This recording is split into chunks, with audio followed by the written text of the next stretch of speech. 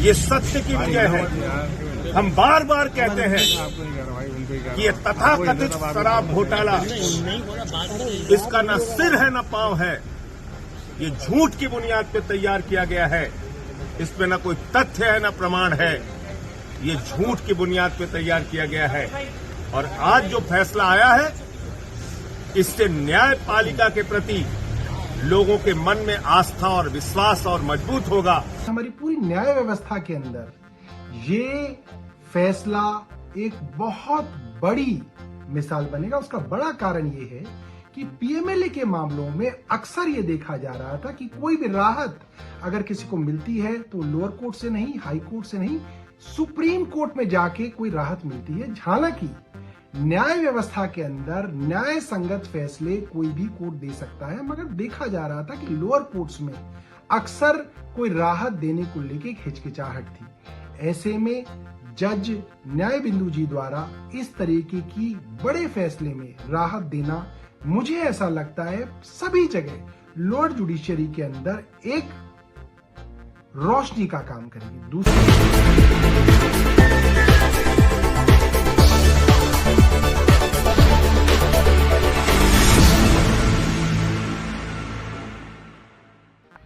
मुख्यमंत्री अरविंद केजरीवाल जी की एक लोअर कोर्ट यानी कि राउज एवेन्यू कोर्ट से जमानत मिलना, मुझे लगता है ना सिर्फ दिल्ली और आम आदमी पार्टी के लिए, पूरे देश के लिए एक मील का पत्थर साबित होगी। हमारी पूरी न्याय व्यवस्था के अंदर ये फैसला एक बहुत बड़ी मिसाल बनेगा। उसका बड़ा कारण ये है कि पीएमएलए के मामलों में अक्सर ये देखा जा रहा था कि कोई भी राहत अगर किसी को मिलती है तो लोअर कोर्ट से नहीं, हाई कोर्ट से नहीं, सुप्रीम कोर्ट में जाके कोई राहत मिलती है। हालांकि न्याय व्यवस्था के अंदर न्याय संगत फैसले कोई भी कोर्ट दे सकता है, मगर देखा जा रहा था कि लोअर कोर्ट्स में अक्सर कोई राहत देने को लेके एक हिचकिचाहट थी।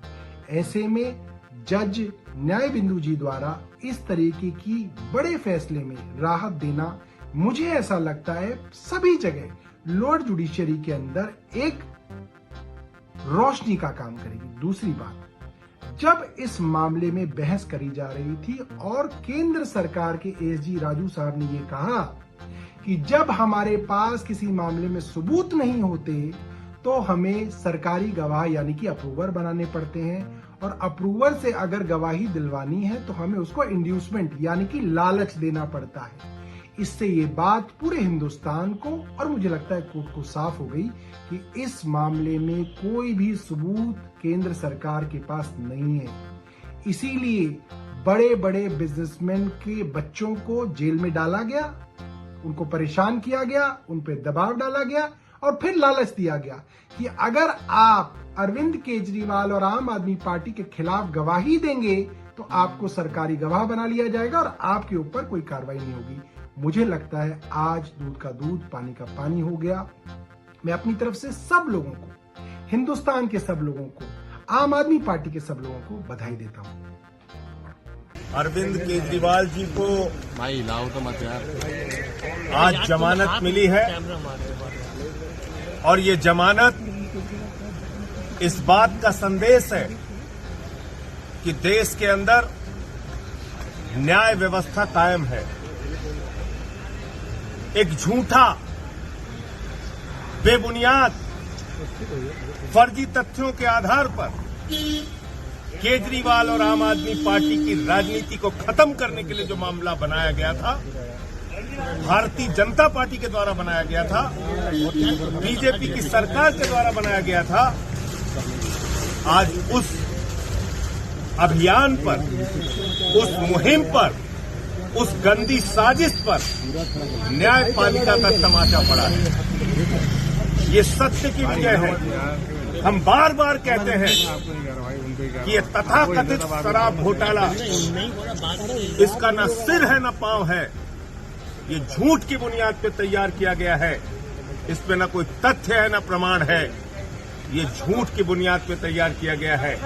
और आज जो फैसला आया है, इससे न्यायपालिका के प्रति लोगों के मन में आस्था और विश्वास और मजबूत होगा। आज जो फैसला आया है, इससे देश के लोगों में खुशी की लहर है। दिल्ली के लोगों में खुशी की लहर है। आम आदमी पार्टी का एक एक कार्यकर्ता इस फैसले से उत्साहित है। अभी मैं केजरीवाल जी के परिवार से मिला, उनका परिवार, उनके बच्चे इस फैसले से बहुत खुश हैं। हम सब लोग आनंदित हैं। ये हम सब के लिए बहुत बड़ी जीत है, बहुत बड़ी विजय है और भारतीय जनता पार्टी के मुंह पर जोरदार तमाचा है। मैं समझता हूं अब जरा सी भी शर्म है तो बीजेपी को और मोदी अमित शाह को ये झूठे केस बंद करने चाहिए और जिन लोगों को फर्जी जेल में रखा है उनको सबको बाहर करना चाहिए। संजय जी, ईडी ने अपोज किया था बेल को, वो अपील भी नहीं सुनी गई है कोर्ट में। इसलिए कि उनके पास कोई तथ्य नहीं है, इसलिए कि उनके पास कोई प्रमाण नहीं है, इसलिए कि उन्होंने झूठ की बुनियाद पर सरकार के दबाव में ये केस बनाया है, इसलिए उनको कोई उनकी बात नहीं सुनी गई न्यायपालिका में। तो यही मैं कह रहा हूं कि ये सिर्फ और सिर्फ इस पूरे मुकदमे का मकसद था अरविंद केजरीवाल की राजनीति को खत्म करना, आम आदमी पार्टी की राजनीति को खत्म करना, आम आदमी पार्टी को क्रश करना, बर्बाद करना, ये मकसद था बीजेपी हाईकोर्ट जाने की बात कह रही है। और मुझे लगता है कि वो न्यायपालिका की लड़ाई है, उसके लिए हम लोग भी तैयार हैं। और कोई भी न्यायपालिका से जब एक जमानत मिली है तो मैंने तो आज तक कभी ऐसा नहीं सुना कि आनंद फानंद में आप जाके कहीं उसको ऊपर से उस जमानत के खिलाफ कुछ कर पाए। सर, चुनाव के ठीक पहले उनको गिरफ्तार किया गया था, तब स्पेशल सर्कमस्टांसेस में बेल दी गई और अब चुनाव के बाद उस वक्त भी मकसद यही था, चुनाव प्रचार से केजरीवाल को रोकना। उस वक्त भी मकसद यही था, आम आदमी पार्टी को हराना और आम आदमी पार्टी को खत्म करना।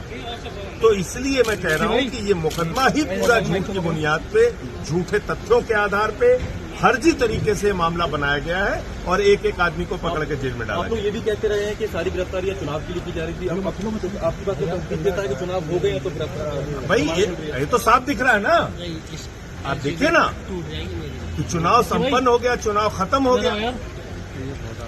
अब दूध का दूध, पानी का पानी होगा। न्यायपालिका भी तो चीजों को देख रही है, न्यायपालिका भी तो देख रही है कि कैसे झूठे मामले बनाए गए हैं पूरी तरीके से। बीजेपी अभी भी करोड़ों के घोटाले की बात कर रही है। देखिए, बीजेपी, मैं कहता हूं इस धरती पर पूरी दुनिया में सबसे भ्रष्ट पार्टी का अगर नाम है तो है भारतीय जनता पार्टी। भारतीय जनता पार्टी के लोगों को, प्रधानमंत्री नरेंद्र मोदी को भ्रष्टाचार का भा बोलने की भी हिम्मत नहीं है। जितने देश के बड़े बड़े भ्रष्टाचारी हैं सब प्रधानमंत्री मोदी जी के साथ हैं। जितने देश के बड़े बड़े भ्रष्टाचारी हैं सब आज भारतीय जनता पार्टी के साथ हैं। चाहे वो अजीत पवार हो, छगन भुजबल हो, नारायण राणे हो, अशोक चौहान हो, हसन मुशर्रफ हो, नवीन जिंदल हो, हेमंत बिश्व शर्मा हो, मुकुल राय हो, जनार्दन रेड्डी हो, जितने भ्रष्टाचारी सब आज बीजेपी